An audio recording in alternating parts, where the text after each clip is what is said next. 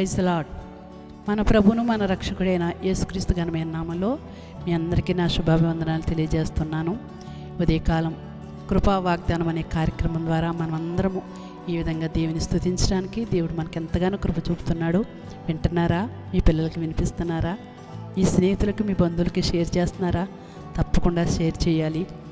ఈ పరిచర్యలో మీరు కూడా పాలుపంపులు పొంది దేవుని దీవెనలు పొందుకోవాల్సిందిగా మనం చేస్తున్నాం. దేవుడు ఈ దినాన్ని మనకి ఇస్తున్న కృపా వాగ్దానాన్ని ధ్యానించుకుందాం. సామెతల గ్రంథము 16వ అధ్యాయము 20వ వచనం. ఉపదేశమునకు చెవియొగ్గువాడు మేలు నొందును, యెహోవాను ఆశ్రయించువాడు ధన్యుడు. దేవునికి మహిమ కలుగును గాక. దేవుని ఉపదేశ క్రమంలో ఎవరైతే జీవిస్తారో, ఎవరైతే ఉపదేశం వింటారో, దాని ప్రకారంగా నడుచుకుంటారో వారు మాత్రమే మేలు అనుభవిస్తారు. నిజంగా ఆనాడు దావీదు దేవుని సన్నిధిలో దేవుని ఆశ్రయిస్తూ ఉన్నాడు. రాజ్య పరిపాలనలో ఎంతోమంది అతనికి తప్పుడు సలహాలు ఇచ్చేవారు. అలా చేయాలి, ఇలా చేయాలని వ్యతిరేకమైన రీతిలో కొన్ని సలహాలు ఇచ్చినప్పటికీ కూడా ఎవరి సలహాలను పట్టించుకోకుండా ప్రతి చిన్న విషయంలోనూ కూడా ఏ పని చేయాలనుకున్నా, ఏ విధంగా యుద్ధానికి వెళ్ళాలనుకున్నా దావీదు దేవుని మాత్రమే ఆశ్రయించేవాడు. దేవుని వైపే చేతులెత్తేవాడు. ప్రభువా, ఇదిగో మరి పలానా దేశం మీదకి నేను యుద్ధానికి వెళ్ళనా, ప్రజల దగ్గరికి నేను యుద్ధానికి వెళ్ళనా అని ప్రభువును మాత్రమే సలహా తీసుకుని ప్రభువు ఏం చెప్తున్నాడో దాని ప్రకారంగా నడిచేవాడు. అందుకే ఉపదేశాన్ని అంగీకరించేవాడు మేలు పొందుతాడు. ఈ దినాలలో మనం దేవుని ఆశ్రయిస్తున్నాం అనుకుంటున్నాం, కానీ అనేకసార్లు మనం తప్పిపోతున్నాం. దేవుని దగ్గరికి వెళ్ళట్లేదు. మన నిర్ణయాలు మనమే సొంతంగా నిర్ణయాలు తీసుకుని దాని ప్రకారంగా ఫాలో అయిపోతున్నాం. కానీ దేవుడి మీద ఆనుకొని కొంత సమయం దేవుని సన్నిధిలో కనిపెట్టి ప్రార్థన చేస్తే దేవుడు ఏ సలహా ఇస్తాడో, లేకపోతే ఏమి చేయమంటాడో, ఏ ప్రేరేపణ ఇస్తాడో దాని ప్రకారంగా ఎవరైతే నడుచుకుంటారో వారు మేలును అనుభవిస్తారు.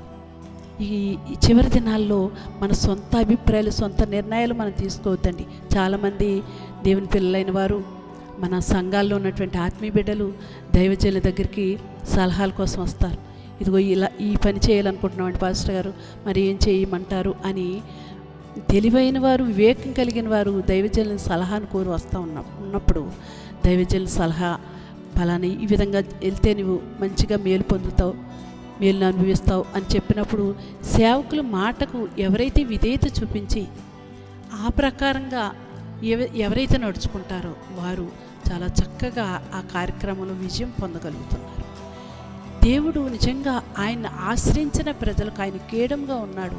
ఎవరైతే ఆయన మీద ఆనుకుంటారో, ఆయన మాట ప్రకారంగా జీవిస్తారో, ఆయన చిత్త ప్రకారంగా ఎవరైతే నడుచుకుంటారో వారి జీవితంలో దేవుడు మేలులు చేయడానికి ఇష్టపడుతున్నాడు.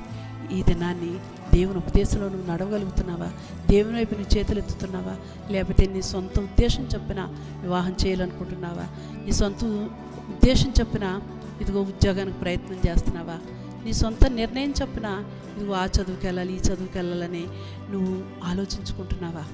అది విడిచిపెట్టు. ఈ దినాన్ని దేవుడి మీద ఆనుకుంటాం, దేవుని ఆశ్రయించడం నేర్చుకున్నట్లయితే దేవుడు తప్పనిసరిగా మనందరికీ సహాయకుడిగా ఉన్నాడు, మేలు చేసే దేవుడిగా ఉన్నాడు.